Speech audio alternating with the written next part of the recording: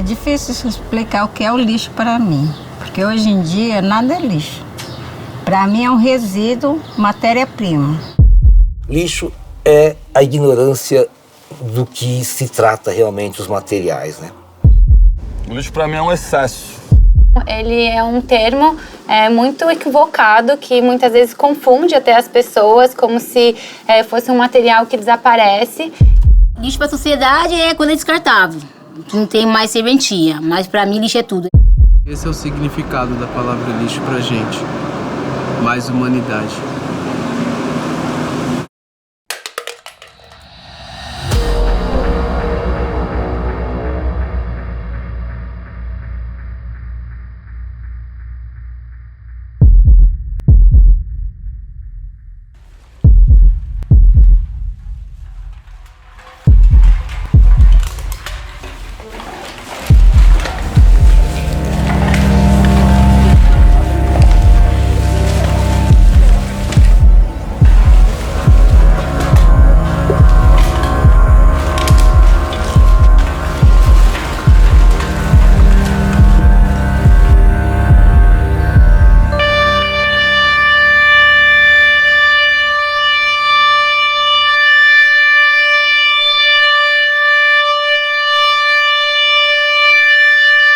Na natureza, tudo é circular.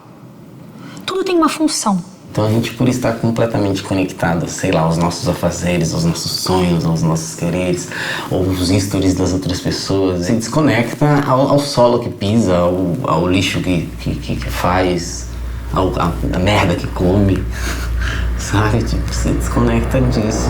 Muita coisa se transforma em lixo, muita coisa deixa de ter uma função e é descartada, é jogada fora. A partir daquele momento, o objeto, a matéria, se transforma em lixo. Mas para onde vai esse lixo?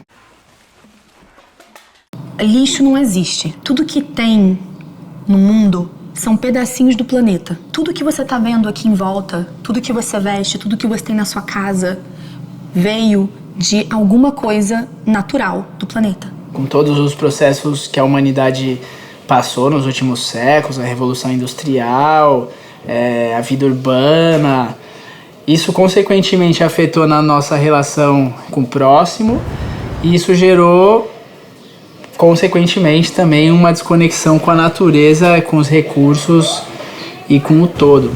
Com certeza, esse distanciamento que estrategicamente ao longo de vários anos tem sido criado, da gente não se sentir parte da natureza, da gente achar que o ser humano ele está acima de todo esse ecossistema, que a gente é um ser superior, muito inteligente. Parece que a gente nem precisa, né, de todos esses elementos básicos para sobreviver, que a gente está sufocando. Aquela coisa da seta dourada do consumo, tem que estar sempre crescendo, subindo. Isso é um grande erro, porque a gente vive num planeta de recursos finitos e uma seta que imagina que a gente deve ter extração infinita de bens materiais para produzir. Quem produziu? Como foi produzido? A gente não questiona. De onde vem isso? Como foi feito? Quem fez? Em quais condições? A gente não tem esse conhecimento. A gente vai pelo impulso da necessidade, que a gente não sabe que é uma necessidade que talvez não seja real. Eu também quero ter o celular do momento, tênis que acende a luz. Nossa, um óculos que eu vejo as notificações aqui. Uau, sabe? A tecnologia é fantástica, maravilhosa. Só que os efeitos colaterais são imprescindíveis. Eu me incluo também nesse lugar.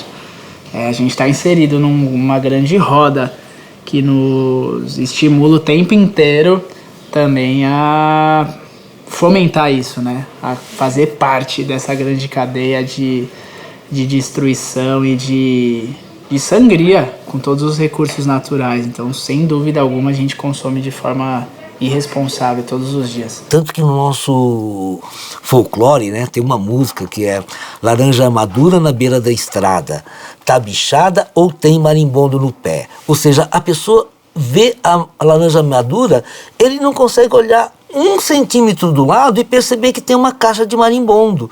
A pessoa vê o produto na gôndola, ela vê o produto e ela usando o produto e ela não vê o contexto imediato, que é a embelagem, o quanto de plástico, etc, etc. A gente sempre trabalhou na perspectiva daquela mágica, que coloca tudo dentro de um saco, dá um nó, bota na calçada, passa um caminhão, leva e desapareceu. E hoje a gente percebe que existe essa crise, né, que nada desaparece do planeta. Simplesmente ele muda do nosso campo de visão. Mas ele está sendo enterrado em algum lugar, está sendo colocado, exposto em algum lugar, e isso está gerando doenças, está gerando impactos ambientais que já são significativos e isso afeta a nossa qualidade de vida. E o lixo não é só aquele lixo que você joga fora, sabe? Então, se eu estou consumindo um produto com venenos agrotóxicos, que tipo de resíduo ele deixou em você? A embalagem, eu chamo ela de lixo e jogo ela fora. Então, vamos inverter. Então, ela não deixou lixo na gente, se em tese a gente jogou o lixo fora. Então, que tipo de resíduo ela deixa na gente? A gente consome porque a gente é condicionado a consumir. Então, sim, 7 bilhões de pessoas no mundo usando um copinho de plástico descartável, são 7 bilhões de copos descartáveis no mundo. É claro que isso tem impacto, mas a gente está sendo estimulado a fazer isso. A responsabilidade do cidadão, ela não deve, entre aspas, sobrepor a responsabilidade da empresa. Acho que a logística reversa é uma obrigação das empresas na sua totalidade. Como ela está mudando para o mercado, para a gente estar consumindo, ela tem a obrigação de receber de volta esse material. E nós ter consciência, né, para poder devolver da maneira certa, entendeu? Então a gente costuma dizer que quando a gente consome, a gente acaba escolhendo o mundo que a gente quer viver. Então quando você escolhe consumir produtos de empresas que estão fazendo a parte delas, quando você olha o balanço social dessas empresas, a mudança de sistemas, dos processos internos, quando elas estão concebendo um produto, uma embalagem, quando elas trazem transparência para o consumidor, a gente entende que existe essa mudança. Mas da outra ponta tem empresas que simplesmente continuam reproduzindo esse processo involutivo de encher o mundo de produtos e embalagens e não assumir sua responsabilidade, a sua parte em cuidar daquilo que deveria ser responsabilidade deles. Há formas, na minha opinião, de evitar embalagens, de evitar materiais desnecessários e materiais nobres. Às vezes são papéis incríveis. Você vê que a embalagem sai mais caro que o produto, né? Aí só a escala é que faz com que aquilo se torne lucrativo. O que é uma coisa assim, eu jamais queria ganhar dinheiro de uma maneira tão escrota como essa, né? Ou seja, acho que os produtos podem ser apresentados e serão apresentados de uma maneira muito mais honesta, né? Muito mais direta para o consumidor, que lembra o modelo do consumo a granel. Então não tem sentido você ir no supermercado, por exemplo, e para cada cebola, batata, tomate que você compra são saquinhos plásticos e ainda depois coloca aquilo dentro de uma outra sacola. Eu acredito que o lixo também é um erro de design pensado pela indústria para continuar usando da grande massa dentro de um modelo equivocado de produção. O que é um erro de design? Um erro de design é a pessoa que cria essa combinação de materiais, ela não pensa no ciclo de vida daquilo que ela está criando.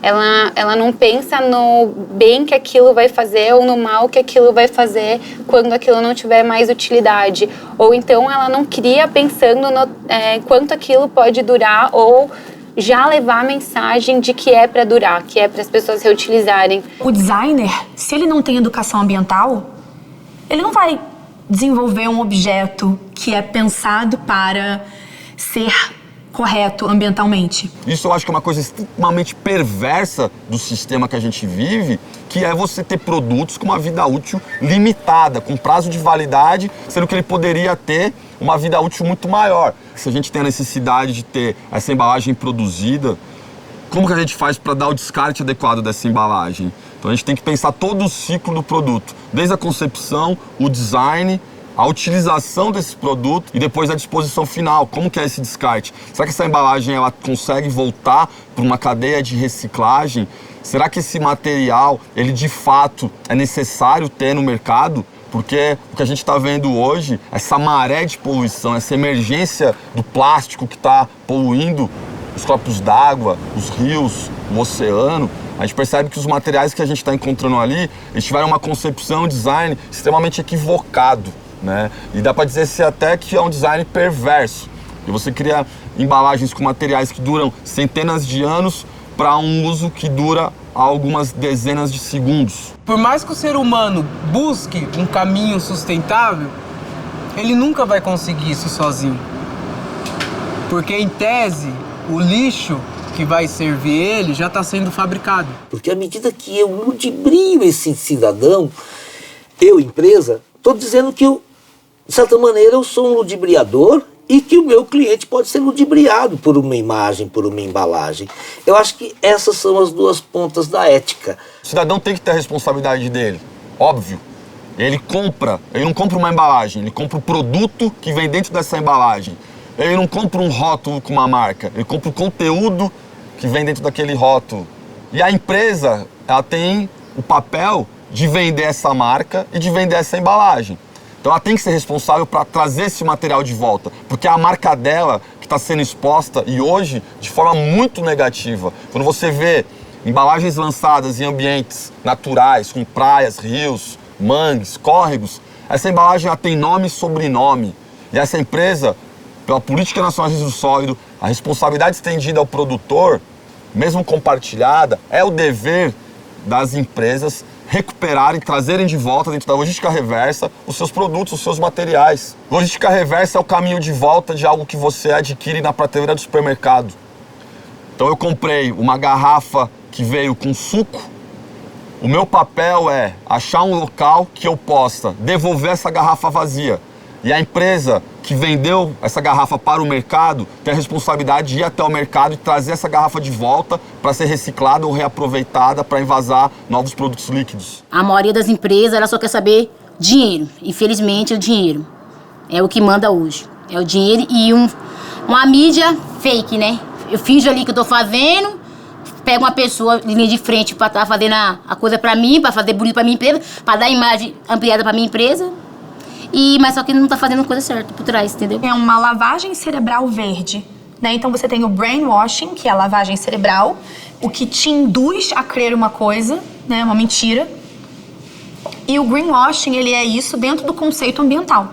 Então ele finge que é ambientalmente correto, ele finge que é ecológico, para você consumir aquilo. O ambientalmente correto e socialmente correto não vai dar o mesmo lucro, porque a empresa, ela vai lucrar menos, ela não vai perder dinheiro, mas ela vai lucrar menos, porque enquanto o sistema funciona em cima de exploração de mão de obra injusta, de exploração dos recursos naturais de forma desenfreada e sem limitações e sem respeito, você diminui o seu preço de custo, você diminui o seu preço de produção e você tem um preço de lucro maior. E aí, quando você precisa fazer uma coisa de forma correta, esse dinheiro se dilui e as empresas não querem. E eu tô falando isso, gente, não é nossa, Karen, que horror. Não é assim, é assim. É. Você vai ver que quando você coloca um produto socialmente correto, de justo, né, de mão de obra justa, sem mão de obra escravizada e ambientalmente correto, o produto é mais caro. E se eu tenho que gastar mais, por que a gente não faz uma distribuição de renda melhor para todo mundo poder bancar as coisas? Se numa floresta, um macaco de um bando, ele estivesse concentrando bananas para se alimentar, os cientistas e os pesquisadores iriam estudá-lo. Por que que esse animal está concentrando bananas para se alimentar? E não dividindo com o grupo dele. Sociedades humanas, esse mesmo macaco que concentra bananas, ele está na capa da Forbes. É errado lucrar em cima da morte, é errado lucrar em cima da poluição. Não tem meio certo.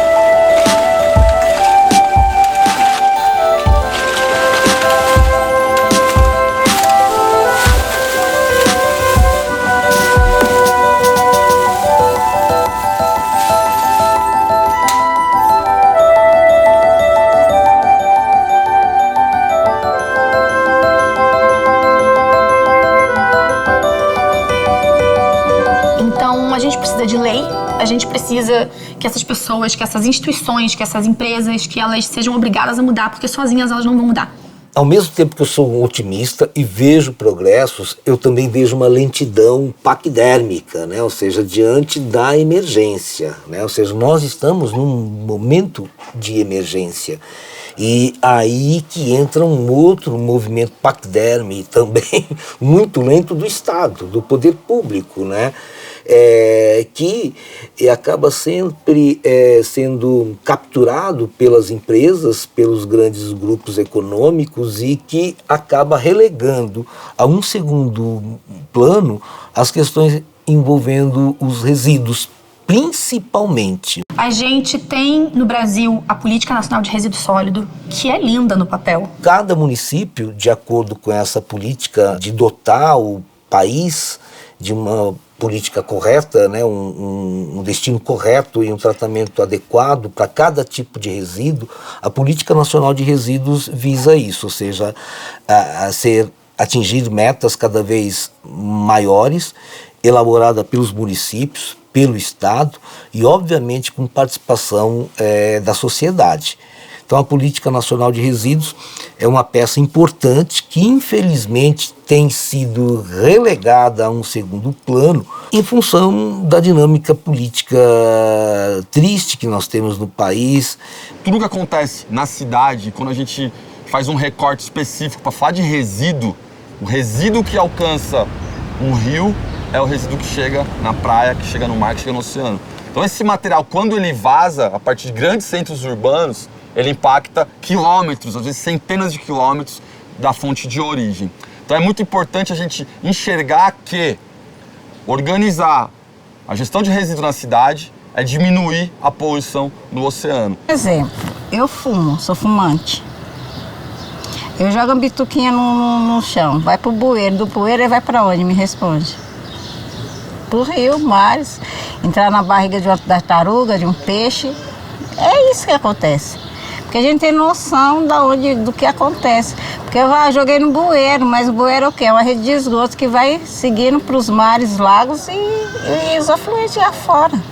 Não tem como. É que o pessoal não se preocupa com isso, não se atenta. Eu joguei, acabou, pronto. Infelizmente, pelo fato da cidade se desenvolver de uma maneira a ignorar a topografia, ignorar os rios, né, ignorar os córregos, as pessoas não sabem do caminho, do lixo que ela acabou de descartar. Ela pensa que no bueiro é um lugar mágico, né, e que acabou ali o lixo. Não. Eles adentram a rede de água e eles acabam saindo onde? Nos córregos, e dos córregos vão para os rios e dos rios vão para o mar.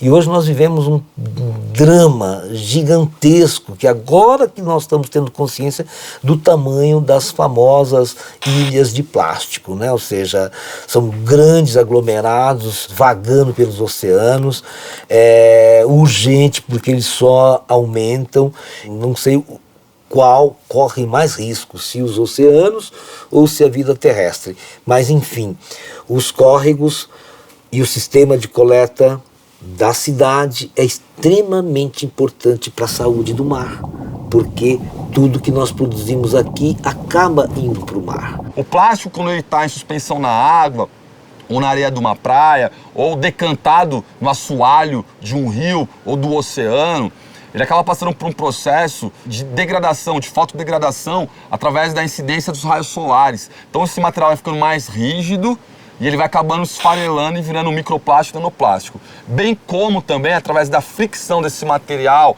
na areia ou em pedras, ele acaba também se despedaçando em pedaços cada vez menores. Então, hoje os estudos estão bem avançados em entender o que esse microplástico, esse nanoplástico, ele fica de impacto na saúde humana. Porque já existe conclusão de que uma boa parte da biodiversidade marinha, de espécies, inclusive espécies que são alvo de pesca para alimentação, já estão com bioacumulação de metais pesados oriundos da absorção desse microplástico. As espécies marinhas de base da cadeia alimentar estão ingerindo esses materiais e contaminando toda a cadeia trófica né? Então bioacumulando quantidades já extremamente sérias. E aí quando você vai pedir um peixe num restaurante, muitas vezes o tecido daquele organismo ele está contaminado com esses metais pesados. Então estão estudando isso ainda, mas a gente sabe que de você se alimentar de um animal que está contaminado, para a saúde não vai ser bom. Pô, aquele cotonete saiu de casa, ninguém foi limpar o vidro na praia, ele saiu de casa, aí ele foi pra coleta, ele foi pra caçamba, a caçamba transbordou, porque aí o estado não tem a estrutura necessária para gerir o resíduo, então a caçamba transborda, ela corre pra valeta, chove, aquela valeta corre com a água da chuva pro rio, do rio ela corre pro mar, do mar ela volta pra nossa mão. Então aquilo mostra que não existe fora, que aquilo pode sair do seu olhar, mas aquilo em algum momento vai voltar para o lugar de origem dele. E é importante destacar que hoje quando a gente tem um ranking, né, por limpezas de praia, e o número de materiais mais encontrados, o top 1 dos 10 itens mais encontrados eram filtros de cigarro, a famosa bituca ou guimba. E eu digo que esse material ele é o mais coletado, mas não necessariamente o mais encontrado. Porque dependendo da praia que você estiver, se você pegar uma peneira que tenha uma malha de 2, 3 milímetros e você começar a peneirar a areia, a quantidade de microplástico que você vai encontrar em 1 metro quadrado, ela supera a quantidade de filtros de cigarro, assim, de um modo muito preciso, né? Mas então o microplástico ele surge como uma ameaça invisível e a gente já está ingerindo esse microplástico, a microfibra sintética também que solta, né, dos tecidos, dos vestuários que a gente tem. Então, assim, é uma questão o tanto quanto séria a gente pensar e já começar a falar de microplástico.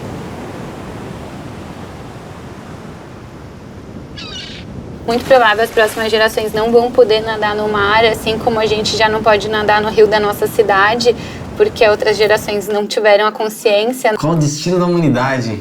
Se a gente continuar assim, desenfreados, é ladeira abaixo. Eu acho que não tem muita perspectiva de futuro. Não dá mais, assim, a gente chegou no ápice do problema. Traz um clima meio cinematográfico. Uns títulos meio tipo 2012, Mad Max. Meio clichê da ficção científica, assim, mas são lugares bem próximos agora, sabe? É engraçado isso, pensar que a ficção científica dos anos 80 é a nossa realidade, né, de alguns anos agora. Colapso de tecnologia, escassez de recursos naturais e tal. É triste, é distópico, é nada mais do que uma consequência de tudo que está sendo consumado, então... Só que o planeta ele está aí há bilhões de anos, seus processos físicos, químicos, biológicos. A gente, enquanto seres humanos, chegamos agora, ontem. O planeta fica. Quem vai sofrer as consequências somos nós.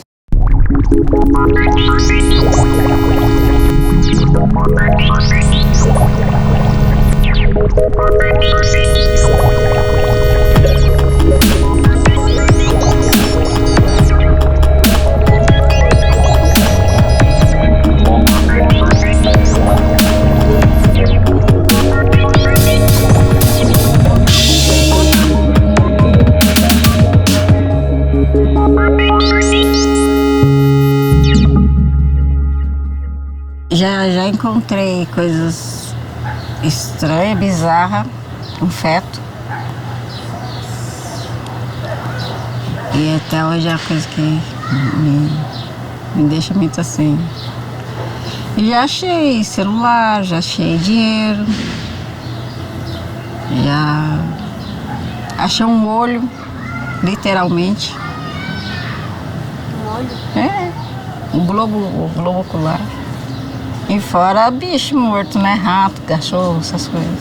Foi a semana passada que veio um gato morto. Que a menina ainda pegou pelo rabo, um gato desse tamanho. E isso vem do lixo reciclável. Pessoal, seria de muito interessante para nós que esses materiais já viessem separados das casas. Mas é cultural no Brasil hoje a gente jogar tudo misturado. E o que acontece? Fica carregado, todos os materiais ficam carregados de terra, sujeira, chorume, tá? Então isso prejudica demais a reciclagem. E sem falar, né, que o que passa na esteira acaba passando de tudo. Tudo mesmo. Eu, na minha casa, eu faço assim. Latinha num lugar, pet no outro. Tudo que é pet, detergente, esse negócio tudo, coloca no saquinho, não custa nada, gente. Muitas pessoas já sabem descartar o lixo da maneira correta. Mas muitas pessoas são acomodadas, não querem trabalhar pelo certo. É assim, comecei pelo errado, vou ficar errado até o resto da minha vida. Não tá se preocupando com a geração que vai vir. Porque eles acham que a geração que vai vir tem que merecer um lixo, né? Vai pra praia, vai nadar no meio do lixo, cadê a água? Lixo. Então eu acho que todo mundo tem consciência assim hoje em dia, porque tem muitas informações, muitas empresas trabalhando com esse tipo de coisa de reciclado. Hoje é falta de interesse da sociedade mesmo. O material reciclado é aquele que já foi reciclável, né? O material reciclável é o que sai da natureza, é a extração de matéria-prima. Então quando você extrai a matéria-prima, você utiliza dessa matéria-prima para desenvolver o seu produto, você automaticamente tem um produto que ele pode ser reciclável. Então quando a gente fala assim, um produto reciclável, ele é oriundo de extração de matéria-prima. E nós vamos falar, poxa, mas nós queremos acabar com a extração de matéria-prima, né? Esse é o objetivo. Então nós teríamos que usar apenas produtos reciclados. Eles não veem a rota do lixo. Para nós não é lixo, é o resíduo. Para onde vai? Eles sabem que coloca o lixo para fora, o caminhão passa, o que vai virar, o que acontece não é importante. Mas é questão até de saúde pública. A questão da reciclagem, do resíduo, onde a gente vai deixando, largando sem se preocupar em dar uma destinação correta, vai vetar todo o nosso planeta. É rio, mares, é tudo. Se dois corpos se ocupassem lugares diferentes ao invés do mesmo lugar, você conseguiria perceber isso, que quando você está passando, jogando a coisa fora, você está jogando para dentro do outro eu está. Então, é um eterno looping, assim, sabe? Não tem como jogar fora. O fora não existe. O lixo, ele é produzido na fonte, na verdade. O lixo não é aquilo que a gente joga fora. O lixo é aquilo que a gente está consumindo. O que a gente está jogando fora é o resíduo. Gente, qual é a importância do nosso trabalho, o que a gente faz? Você está olhando um movimento aqui. Imagina se esses resíduos que estão aqui nesse espaço estivessem dentro do córrego, aqui atrás de vocês. Qual que é a importância disso? É uma forma, gente, de a gente estar resgatando vida, resgatando o fôlego das pessoas. Porque assim, os aterros sanitários já não têm mais tempo de vida útil. Né? Fica só aterrando. Querendo ou não, a gente consome. Se for para o mares lá, você comer um peixe com resíduos, o que você vai fazer? Qual a importância disso? Até mesmo porque, através da reciclagem, você tem inclusão social, inclusão ambiental, cultural, sabe? Você tem geração de renda, você tem geração de oportunidade, você tem geração de emprego, você tem uma diminuição dos plásticos nos oceanos, que querendo ou não, embora tá lotado, mas ainda assim, se não fosse a reciclagem, como estaria? Nós não teríamos mais oceano, mas não. Ia pescar lá, em vez de pescar uma sardinha, havia uma latinha. Então, tipo... A importância da gente reciclar os materiais, além de gerar trabalho e renda para as pessoas, a gente consegue também, minimamente, né, ajudar na questão climática. Porque hoje o governo fala muito em incinerar. E está tendo vários congressos, né, da ONU, tudo falando em questão do aquecimento global. Eu sei que fala muito do gás metano, mas tem o gás carbono também. Incinerar vai só aumentar mais a poluição no nosso planeta, no ar, né? Então é importante sim a gente estar reciclando, porque assim, o que a gente pensa para os nossos futuros, os nossos filhos? E a gente sabe que se você extrai a matéria-prima aqui do solo e você não produz o reciclado, você queima aqui, então você tem que extrair mais matéria-prima. E nossos recursos humanos dentro da natureza são limitados. A gente tem que ter a consciência para a geração que está vindo agora poder aproveitar a mesma coisa que a gente está aproveitando, coisas boas. A sociedade, ela passou a enxergar essa necessidade do catador, esse trabalho feito pelo catador, ela enxergou isso, reconheceu isso em várias esferas, são prêmios internacionais, Ah, não, os prêmios internacional não foi para catador, não. Foi para as ONGs que atenderam os catadores. Então nós temos reconhecimento e investimento em infraestrutura. Ah, não foi para os catadores, não. Foi para uma outra empresa que fez uma parceria com a cooperativa, ficou lá.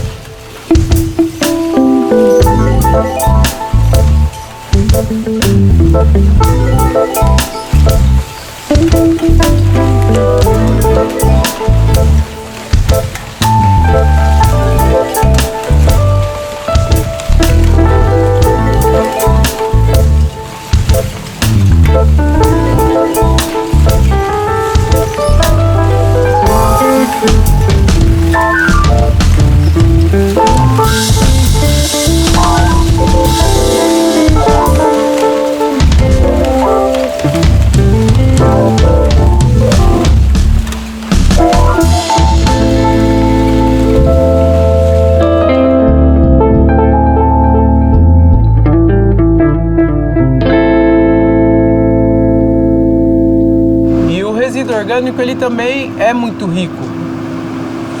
Da mesma forma que ele prejudica o solo no aterro, ele também pode ajudar o solo, sabe? Então é a maneira em que você direciona o resíduo orgânico é quem vai dizer se está errada ou não, sabe?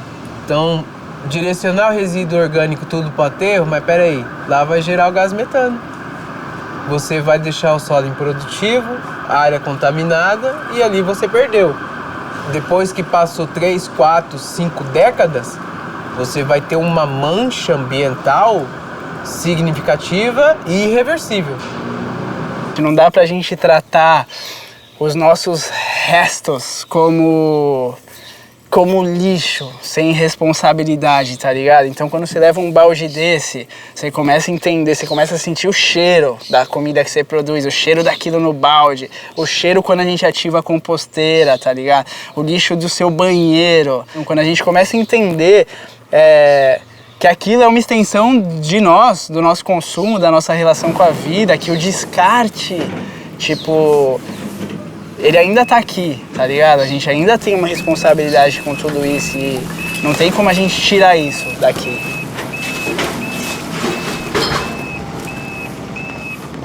Hoje a nossa cooperativa funciona dessa seguinte forma: a gente recolhe todo o material, faz a triagem, beneficia, separa o que é o que, vende. Depois que se vendeu, a gente tira as despesas e o que sobra, nós fazemos o rateio. E os resíduos me deu superação na minha vida, né? Porque eu já passei por muitas coisas ruins, então resíduo pra mim foi a chave de eu reviver, porque através de lá eu podia fazer brinquedos. Lá na minha comunidade, eu já fiz muitos brinquedos para as crianças que não tinham condições de comprar, né, um carrinho. Querendo ou não, a criança influencia os pais e fala assim: ah, eu aprendi na escola que não pode isso. Por que você faz, pai? É importante e é fundamental isso. Aí eu tenho tantas lições assim na vida que me deu, sabe, de resgatar, de trazer pessoas próximas. Uma lição maior que eu tenho é o que eu falo com orgulho. O pessoal fala: ah, você é besteira. Eu tenho 150 filhos de coração. Que foi através da reciclagem, ensinando a importância, montando cooperativa, explicando, falando, levando o meu conhecimento adiante. E isso foi um aprendizado muito rico e construtivo para mim, sabe?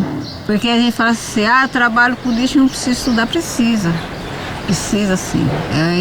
Até mesmo para você entender o valor que o lixo tem na sua vida. Porque a maioria dos governantes já tem esse entendimento, esse esclarecimento. Agora, se o ser humano e nós catadores também procurar se aprofundar e ter conhecimento sobre isso, também a gente consegue valorizar o nosso trabalho e ter um reconhecimento melhor perante a sociedade. Não adianta você enxergar a categoria, enxergar o catador com bons olhos, mas à distância. Eu falo que a pessoa tem mais oportunidade que outra na vida, né? Aí, no caso que a pessoa tá trabalhando na reciclagem ali, num ponto de coleta ali, que ela é um lixo, que ela é um descarte, e junto com o material que ela tá separando. Não é isso. E, infelizmente, muitas pessoas tratam as pessoas que trabalham nesse ponto de coleta, ou até mesmo na cooperativa, como se fosse um lixo também. Uma coisa que eu sou bem resolvida, sabe? Eu falo assim: Questão do racismo. Sou negra com muito orgulho, sou gorda, sou preta, sou mulher, sou catadora. E pra mim, tô um pouco me lixando. Então eu entendo que eu sou importante, tanto pro planeta como para Deus. Então o resto, pra mim, não tem nada a ver. A gente não tá inserido de fato, a gente não sente o nosso impacto, tá ligado? E quando você começa a sentir, se vocês ficassem sem coleta em São Paulo, 15 dias, mano, tipo, com tudo ali dentro de casa, você automaticamente vai começar a pensar em soluções.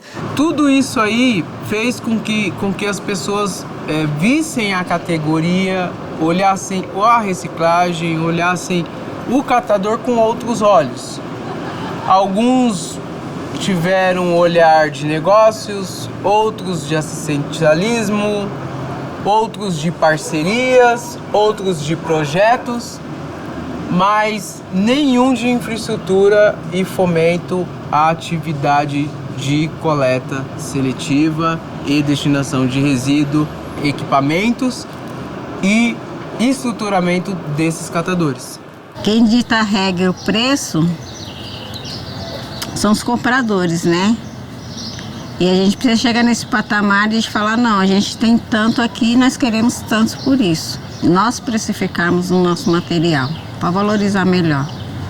E até mesmo assim, os governantes também entender que, querendo ou não, eles têm que pagar pelo nosso serviço, que nós estamos fazendo serviço de poder público. Que as pessoas têm que ser pagas para executarem os serviços delas. Entendeu? E não é o que acontece no ambiente do lixo. O que acontece é, as pessoas vão lá, trabalham, ganham o que elas conseguirem trabalhar ali, e o que não conseguir fica por isso mesmo. Bom, o Movimento Nacional dos Catadores surgiu em 2000 para 2001. Eu estou desde a essência, desde que ele se iniciou. É um movimento que tem uma visão na questão política e social. Os princípios deles, onde o catador é autônomo, tem as suas vontades próprias e busca vários parceiros na questão ambiental, questão social, moradia, educação, né? Eu sou até suspeita de falar do movimento, porque você vai falar assim, mas isso é muito babaú pro movimento, mas assim, eu sou movimento, estou movimento, e enquanto eu acreditar na ação do movimento, vou estar vivendo isso. Então, falar para você o que é a reciclagem hoje, uma solução social emergente em todas as áreas, tanto social como cultural, como ambiental. Todos nós temos que nos reciclar, dia após dia. A reciclagem é nós repensarmos sobre nós, sobre nossas ações, sobre nosso consumo. É uma das soluções. Mas além da reciclagem, tem os reciclar, reduzir e reaproveitar. Tem mais R's aí, já tem mais 2 R's na fila, né? Então, é uma das soluções. É importante, sim. Mas tem a questão de redução, de reutilizar, repensar se realmente é necessário.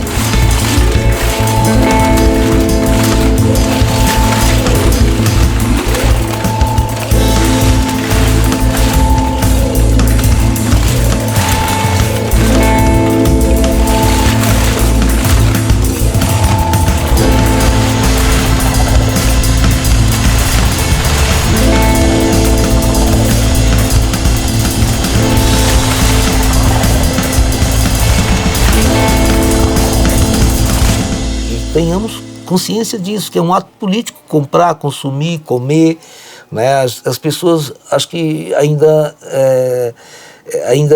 acham que somos simplesmente animais que estamos saciando ali uma necessidade básica, que é a fome. Não.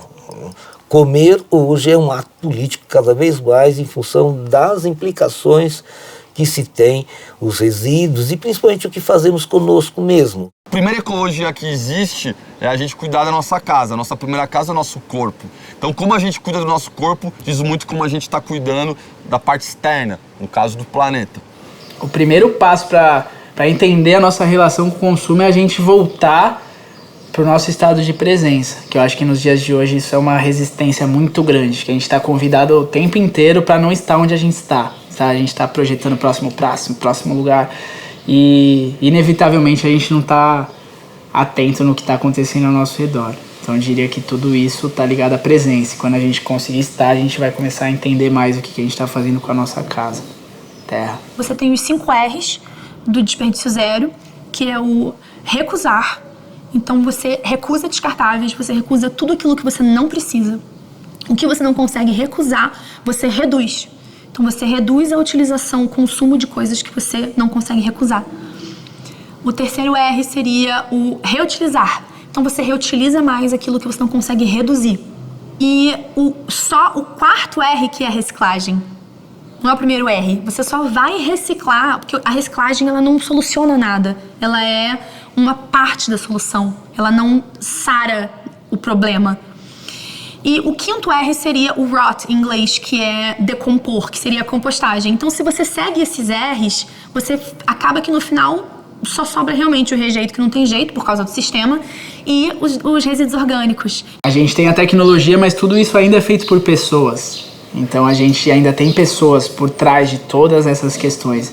E se a gente conseguir, como humanidade, caminhar para essa ressignificação interior, eu acredito que a gente vai conseguir, de algumas formas, construir pequenas engrenagens que tirem a força e a potência dessa maior e talvez o mundo comece a caminhar de uma outra forma, na ressignificação de valores, de princípios e, consequentemente, de pessoas, né? A gente se ressignifica aqui todos os dias. Quando as pessoas conseguem pensar em soluções, às vezes dentro da sua casa, essa solução pode se expandir ou se espelhar, ser baseada em uma solução empresarial. E dessas soluções migrarem para outros planos mais públicos ou políticos e por aí vai. Se você tiver uma mudança individual multiplicada por milhões, sim, você consegue fazer uma transformação. Você também tem que ser um ser político. Você tem que se manifestar contra as coisas que você acredita que não estão certas. Não tem como a gente projetar uma mudança global se a gente não começar aqui, né? Agora, nessa ideia, nesse lugar, nessa roda, nessa rua, nesse bairro, nessa cidade, nesse estado, nesse país e no mundo. Então acho que toda ação,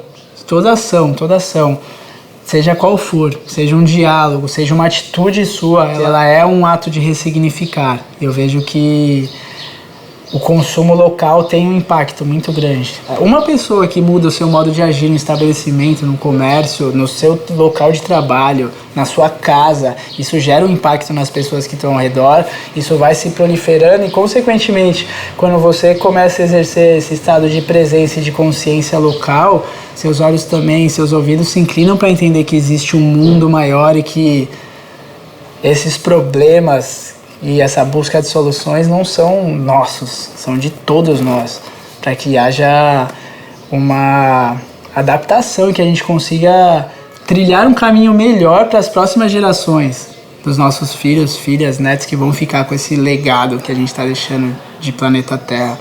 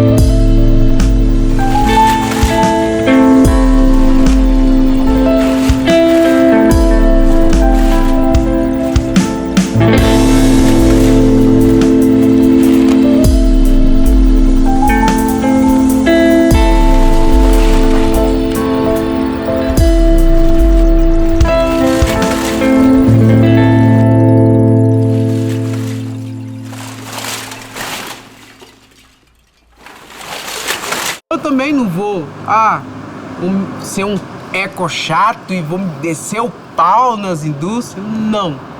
Eu só tô pedindo consciência, construção coletiva, participação social. Sai da mesa do empresário e vai lá para a fila do cliente. Vai ouvir o que está acontecendo na fila, vai entender as pessoas que estão lá para consumir seu produto. Tenta enxergar o que a sociedade está pedindo, o que a globalização hoje está pedindo a respeito da gestão de resíduos, do cuidado com o meio ambiente e o cuidado com as pessoas. A economia linear funciona de qual forma? É uma linha, né? Pode ser assim também. Então, tirei do meio ambiente, transformei em matéria-prima, transformei em objeto ou serviço, distribuí, vendi, a pessoa consumiu, utilizou e jogou fora. Fora. O que é economia circular? A economia circular, ela já é econômica e sem desperdício durante o processo de produção. Então já é com reuso de água, com energia renovável, entendendo o que precisa de forma econômica, então sem desperdício durante a produção, não necessariamente tem extração, durante a produção, você já reutiliza o que tem. E aí você faz um design que também contribui para que, quando aquele objeto chegar no final da sua vida útil, ele pode ser desmontado e as suas peças reutilizadas. A economia circular, ela é um convite a olhar para esses resíduos que a gente cria e consome e entender como que a gente pode reinseri-los em cadeias produtivas, como que a gente pode criar novos produtos através do que já existe e permitir que isso continue circulando também e não pare em algum lugar. A importância de ressignificar tudo, eu acho que é transformar as pedras do caminho num castelo real, assim, conseguir converter essa poesia antiga numa vivência contemporânea, assim, sabe? Eu acho que é você ressignificar a garrafa de água e transformar numa escultura.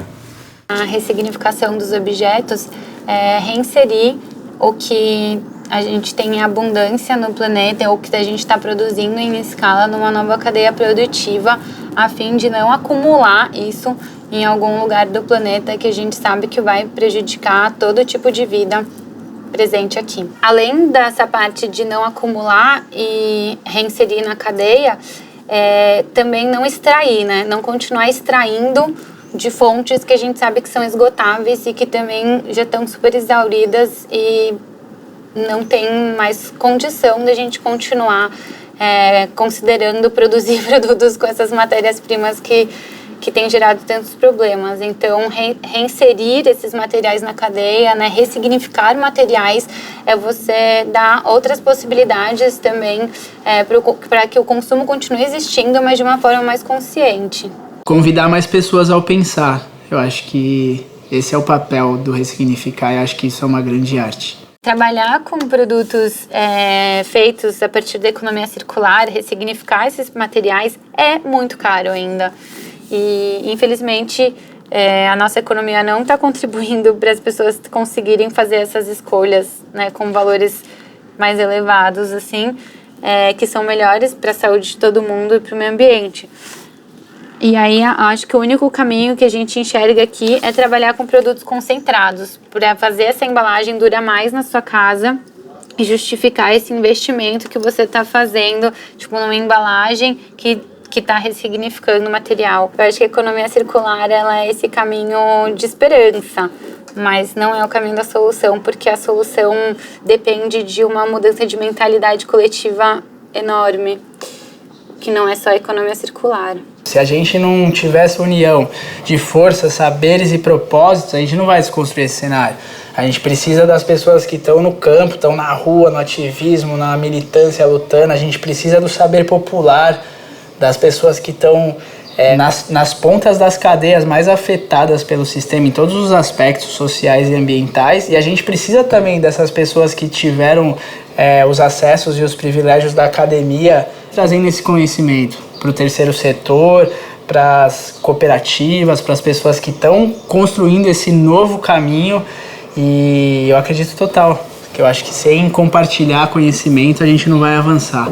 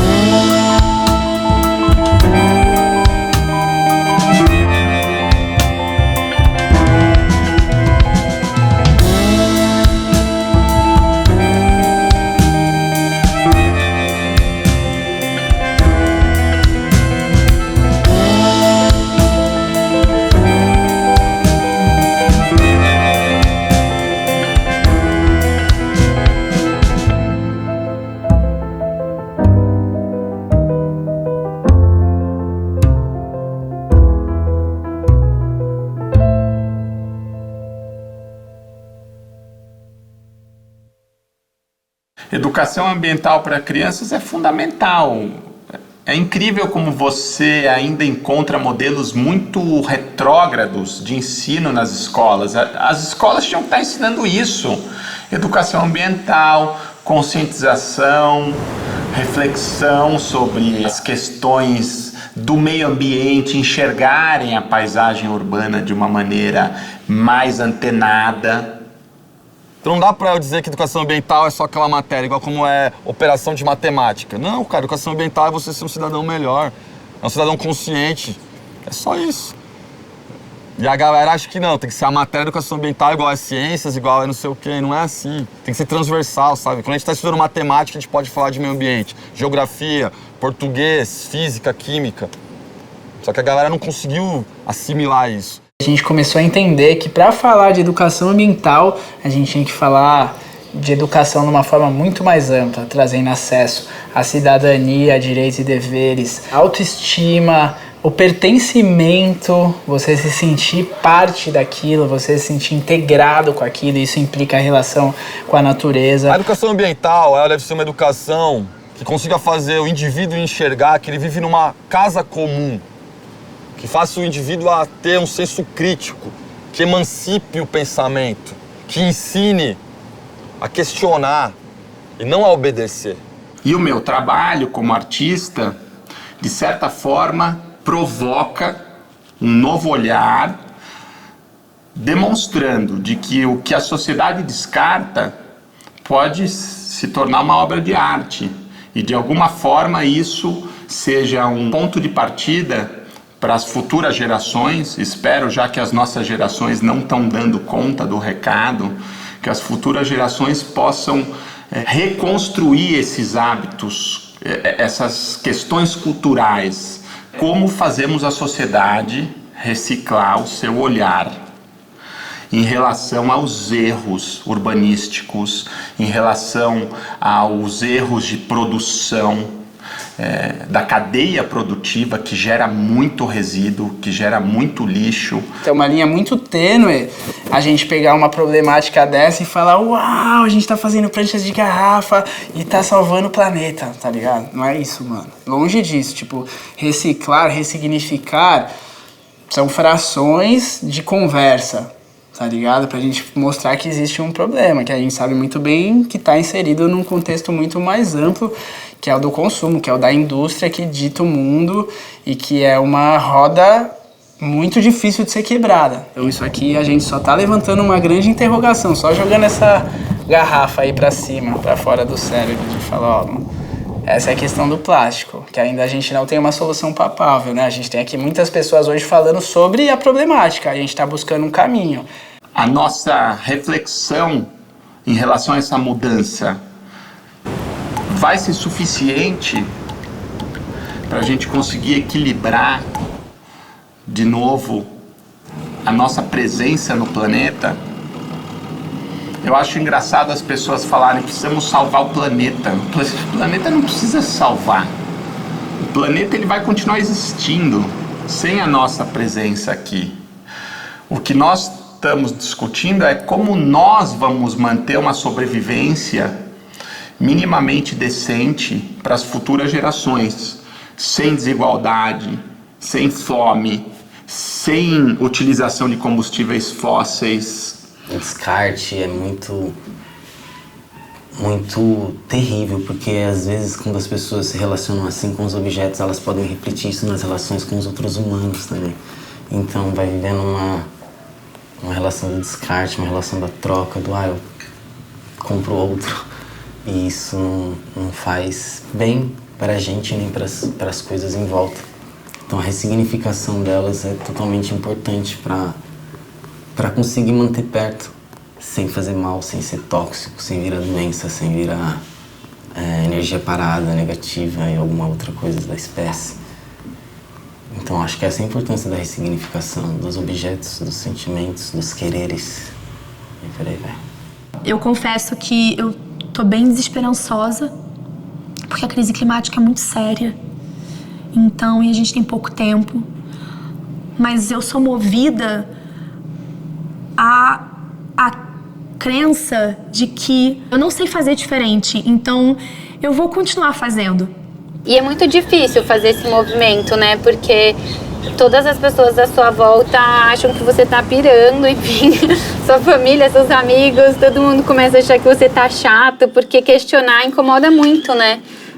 As pessoas não querem ser questionadas. Quando você começa a levantar seus questionamentos, parece que você está enfiando o dedo na ferida das pessoas. Acho que quando você começa a pensar, analisar, contestar a maneira que a gente vive, né, o cenário que a gente foi inserido, e aquilo passa a não fazer sentido para você, é uma linha muito tênue, muito fina entre a sanidade mental e a loucura. Então acho que resistir é conseguir continuar lutando pelo que se acredita, mantendo a sanidade mental, a esperança e o amor como primícias. É o amor e o cuidado que faz a gente ter força todos os dias para trilhar esse caminho de ressignificação e ter resiliência para empreender ou até mesmo criatividade para poder lutar contra todo esse sistema linear que a gente sabe que é prejudicial, que também deixa as pessoas super míopes.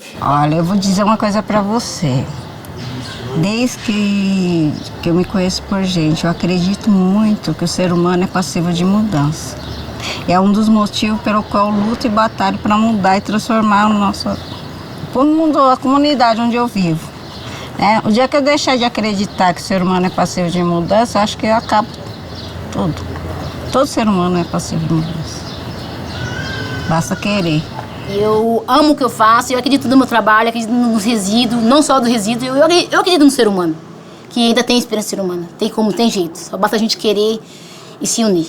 Necessidade da sociedade se reinventar e lutar para que aquilo seja corrigido, porque isso foi uma sucessão de erros urbanísticos que nos entregaram a paisagem de São Paulo dessa maneira. E eu costumo dizer que se nós tivermos a capacidade de matar um rio, nós também temos a capacidade de ressuscitar o rio. Eu conto muito da história do beija-flor. O pessoal fala assim, a floresta está pegando fogo e o beija-flor vai lá na cachoeira com o biquinho dele jogar água. Aí os bichinhos começam a dar risada dele. Fala, mas esse biquinho aí não vai conseguir apagar o fogo. Ele vira para os bichos e fala assim, eu estou fazendo a minha parte, se cada um de vocês fizerem, a gente consegue. Aí os bichos conseguiram apagar o incêndio da floresta. E eu me sinto como esse beija-flor.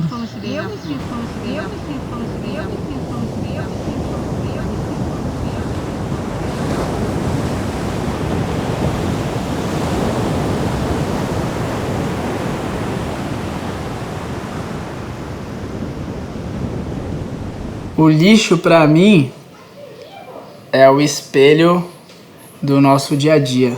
Dependendo, se o lixo for resiliente como eu, se ele se espelhar em mim como eu me espelho nele, eu sou um igual. Então acho que ele pode sim ser considerado um espelho de quem nós somos como humanidade. O lixo é uma extensão do ser humano. Você é aquilo que você joga fora. Nós somos lixos mutantes, né? Por mais que a gente se esforce, a gente está inserido num modelo em que somos lixos mutantes.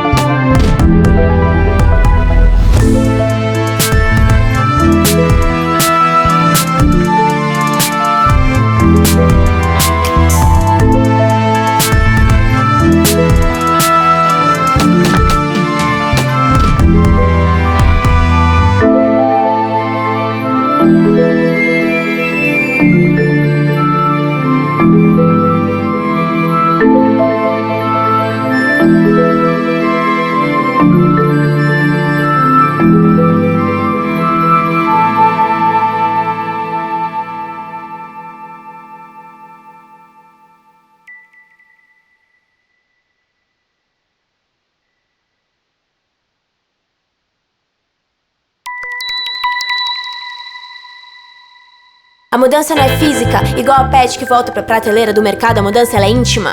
Como um remédio que deixa curado. Que dói? É o preconceito. Aquele que deu a mão ao desrespeito. Mas esse ninguém sabe, ninguém viu. Quem foi que o nosso planeta poluiu? Não vamos mais deixar que aquilo que é fútil nos cegar. Não há mais tempo de nos silenciar, pois é chegada a hora de nos colocar. Urbanista, que o seu próprio lixo não sabe descartar. Se tirarmos os tampões, permitiremos ver, pois o calado sem objeção é o vedado que precisa rever. E que me perdoe Manuel de Barros, mas a necessidade de falar me permitiu o termo criar. Tá aberta a temporada de caça aos descarteiros. Pois foi no lixo que aprendi que tudo novo pode existir, as palavras posso ressignificar e através delas me colocar. Por isso, me atrevo a tantas coisas novas. Inspiração que vem do lixo, o lixo que me fez reciclar meu velho eu e reciclar as minhas ideias. Agora, escrevo sobre Odisseias. Se tornássemos os nossos catadores em onomatopeias, pelo menos eles teriam som, já que a voz não pertence a eles. Se tornássemos os nossos catadores em museus, eles seriam visitados, já que não são vistos. Mas, se tornássemos a nossa cidade um reflexo daquilo que temos como prioridade, viveríamos no lixo. Na vida, alguns me ensinaram sobre o papelão. Papelão de ter sem ser. Me doutrinaram a querer ser sem saber. Na universidade, poucos me apontaram real olhar do que ao projetar. Mas só os mestres me instigaram a verdade ver. Até quando? É o lixo que mata a fome. Graça ou desgraça de matar a fome com o lixo? Lixo pra quem? De quem que é o lixo? Teu lixo. Seja pessoa, objeto ou estado de espírito. Abre alas para um novo ser. Dê espaço para o novo acontecer. Estamos cansados, saturados daquilo que suja, que fede, que não convém. Prestemos atenção em nossas ideias e velhos hábitos. De onde advém? Peguem seus vasos, preparem suas terras, plantemos nossa flor. Em dias chuvosos, não seja casmurra, seja luz aonde for. Buzina e grita, sai da frente! Enquanto a carroça ele puxa no seu carro, burguês, político, corrupto, não vê o agente. É agente ambiental que ganha uma miséria banal. Ele limpa, mas só ganha pelo material. Vim aqui pra falar sobre urbanismo, mas eu entendi, infelizmente, a desigualdade que abriga tudo isso. Reciclar bico pra garrafa quando tá aqui o papo é bem limpinho. O homem do saco que sabe que luta olhou pra mim e disse assim: caça, sucaça, tu taca, me cata, sucata, me caça, sustento de lata. E o José, que cata a lata e tu taca, tem nome, mas não tem endereço e não tem telefone. E a vida? A vida a gente segue assim, na hipocrisia total, como se não houvesse fim.